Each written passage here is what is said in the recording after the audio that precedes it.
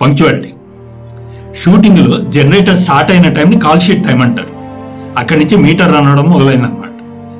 So ప్రతి క్షణం valuable అక్కడి నుంచి. నేను డైరెక్టర్గా 6 సినిమాలు చేశాను, యాక్టర్గా 30 సినిమాలు దాకా చేశాను.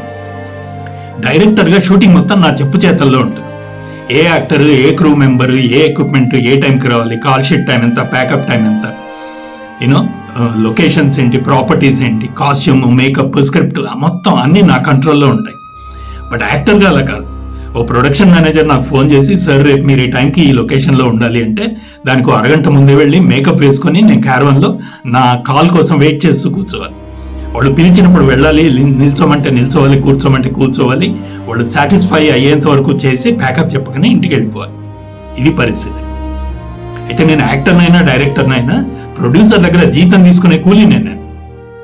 నా జాబ్ డిస్క్రిప్షన్ మారచ్చు, నా శాలరీ మారచ్చు, బట్ విషయం అయితే అదే. అందుకే ప్రతిరోజు నా అలారం సెట్ చేసుకునే ముందు నాకు నేను చెప్పుకునే మాట ఒకటే, buddy you are just an employee. వాళ్ళు చెప్పిన టైంకి వెళ్ళటం నీ డ్యూటీ. ఆలస్యాలు అవుతాయి, వెయిట్ చేయాల్సి వస్తుంది రోజంతా, ఒక్కోసారి రోజుల తరబడి చేయాల్సిందే, తప్పదు. గుర్తుంచుకో, నీకోసం వాళ్ళు వెయిట్ చేసే ఆలస్యమైనా సరే ప్రొడ్యూసర్కే నష్టం, నువ్వు వెయిట్ చేసే ఆలస్యమైనా సరే ప్రొడ్యూసర్కే నష్టం. So be there on time.